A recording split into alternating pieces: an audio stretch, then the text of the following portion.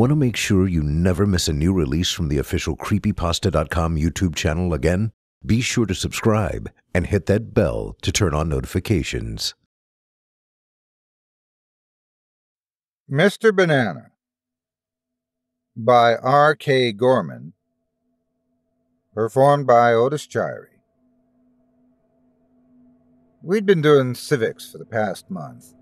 I was teaching second grade at Witherspoon Elementary, struggling to teach the meaning of Gettysburg and the Battle of Princeton to a bunch of 8-year-olds, especially without giving a diatribe about the evils of slavery and making them bring that shit home to their parents. One day, I was stuttering through a lesson on a states' rights speech by Jefferson Davis, when suddenly Jimmy blurted out, "Mr. Johnson, you look like a banana." The other kids laughed their asses off, latching onto the joke immediately. Yeah, a big fat banana. A big, fat, stinky banana. All right. I know my clothes are a little funny. I was wearing a yellow Ralph Lauren button-down and some bright mustard khakis. Brown shoes, too. A stem, I guess. Just for today, you can call me Mr. Banana. The kids exploded after that. We didn't accomplish much for the rest of the day, but I wondered if this whole Mr. Banana business might actually be good for them. On the way home, I decided to buy some stuff from Green Street. A couple of yellow button-downs, some yellow ties, a pair of pants. I signed the receipt, Mr. Banana. The cashier didn't notice, but I chuckled as I walked out the door. Walking down Nassau, I had a sudden craving for banana bread, so I went to Wawa and bought some ingredients. I figured I'd bake one for myself and one for the kids. When I got home, I mixed up the ingredients and put 2 loaves in the oven. Then I pulled up an old episode of Sesame Street on YouTube. I was thinking a lot about Yellow, I guess, but it had never occurred to me how magnetic Big Bird was, that lovable behemoth, always brightening everyone's mood. There's this one episode where he goes to school for the first time, and he tries to take his desk from the classroom because the teacher said it was his. I laughed, thinking about having a giant bird in my classroom. Everything would probably go to shit. Anyway, once the banana bread was done, I sliced myself a big piece, squirting a little whipped cream on top. It was good, but tasted a little strange. Figured I'd change up the recipe if I made another batch.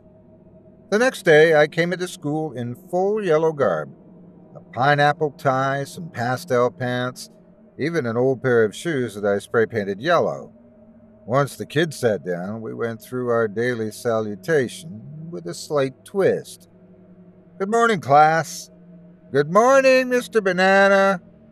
Every kid got a piece of banana bread wrapped in plastic. Between the gluten and walnuts and eggs, I probably would have been sued if a crumb fell on the floor. Somehow, we made some headway on the Civil War that day. I showed them segments from a documentary about Abraham Lincoln, and they actually sat still, fumbling the banana bread in their hands. I started getting emails from parents a few days later. "Mr. Johnson, Alice absolutely loves your class. She said you're the funniest teacher she's ever had. Keep up the good work, Mrs. Goldman." It was nice to get that approval, like I was actually doing something important. Hell, maybe these kids would even remember some of the stuff I taught them. So I started to go all out, bringing in yellow streamers to hang across the classroom, typing up the weekly newspaper with a banana-themed border, taking showers with L'Oreal Banana Blast shampoo. I spent hours on Google just so I could do a banana fact of the day for the kids. Turns out the scientific name for banana is Musa sapientium, which means fruit of these wise men. Go figure. I decided I would bring in banana bread every Monday, something for the kids to look forward to at the beginning of the week. I added a few sprinkles of cinnamon to the second batch, but the batter still didn't taste right to me. I figured a few strands of my banana-infused hair might do the trick, so I chopped off a few stragglers from the back of my neck and sautéed them in some olive oil. The batter had a slight punch after that. Definitely an improvement. I met with Principal Dole the next morning. Felt a little ridiculous going to a meeting in a neon yellow Jerry Garcia, but he didn't seem to mind.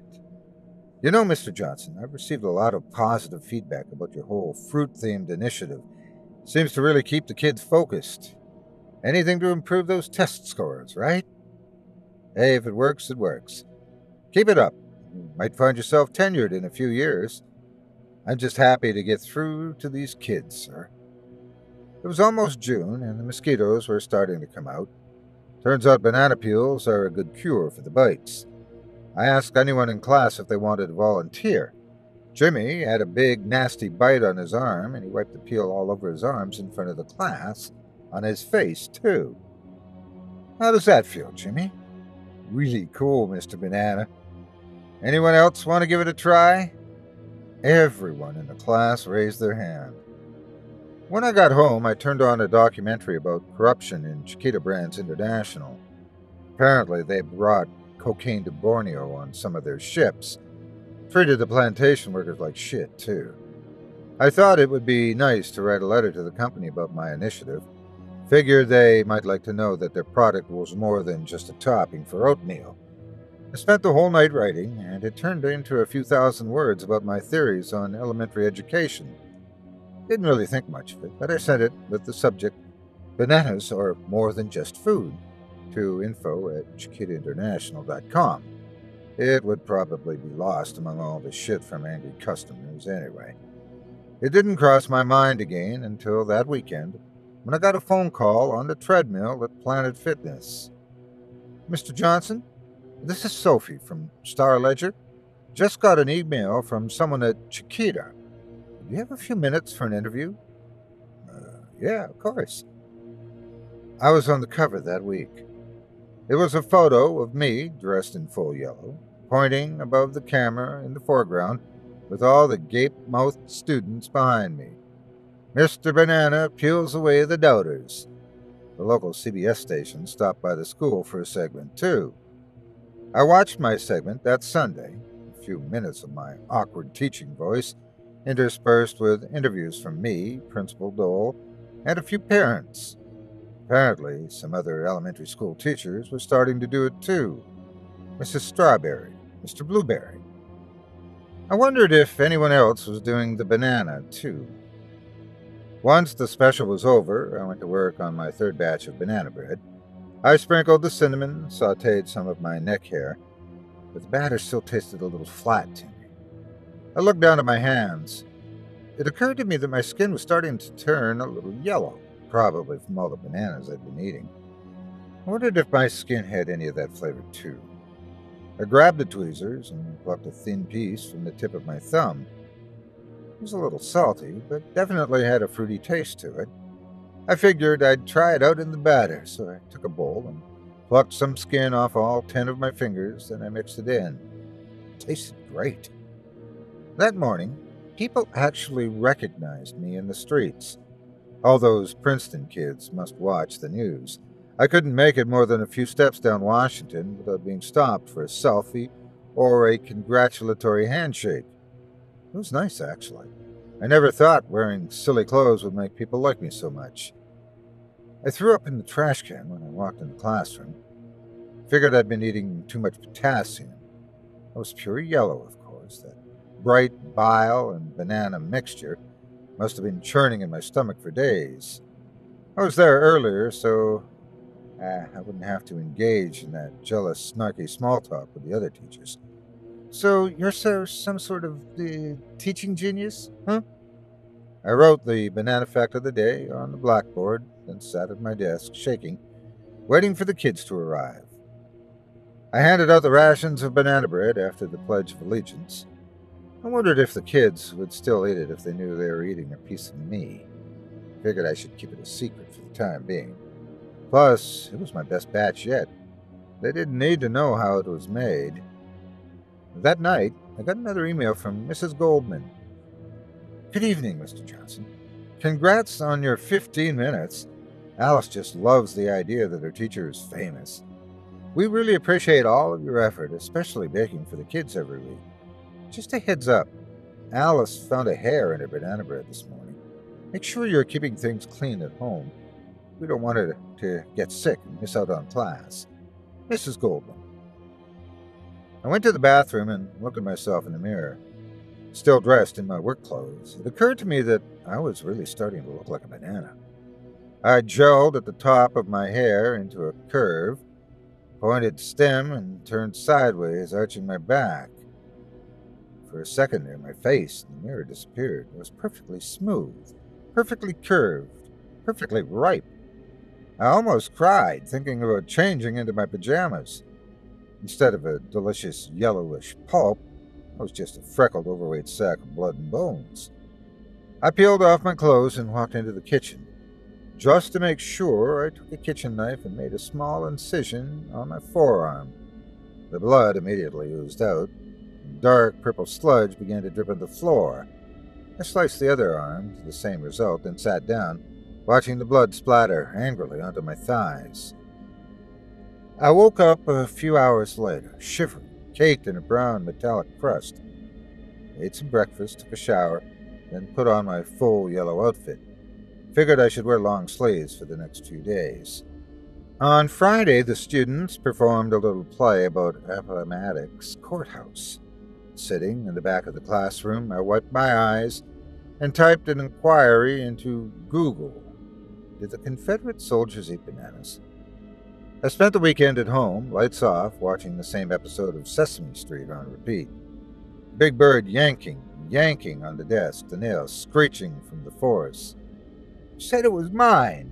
You said it was mine. On Sunday night, I chopped off my left pinky and fried it in the skillet. I sliced it into tiny pieces and mixed it into the batter. The banana bread came out darker than usual, a little savory, still delicious. I wrapped my left hand in gauze and went into bed. I woke up late the next morning and had a few minutes to get ready. I slid into an average Joe's t-shirt and a pair of yellow khakis, stuffed the banana bread into my backpack, and walked out the door. The kids stared at me warily as they walked into the classroom. Once they sat down, Jimmy raised his hand. Yes? Mr. Banana, what happened to your hand? Oh, this? Just a little accident. Nothing to worry about. I held my hand for the whole class to see. Were you climbing a tree? No, Jimmy, just an accident in the kitchen. What are those scratches on your arms? I looked down. My forearms were crusty with blood. Must have opened up the cut skin somehow. I hadn't showered in days. Don't worry, kids. Let me run to the bathroom and clean up. I rushed out of the classroom into the bathroom across the hall. I took the gauze off my left hand, then I pounded my fist against the hand dryer until every bone shattered. I woke up to the sound of a faint whisper behind me. I stood up and turned around. It was a banana, slightly bruised, but a beautiful shade of yellow, with sharp lines protruding from the stem.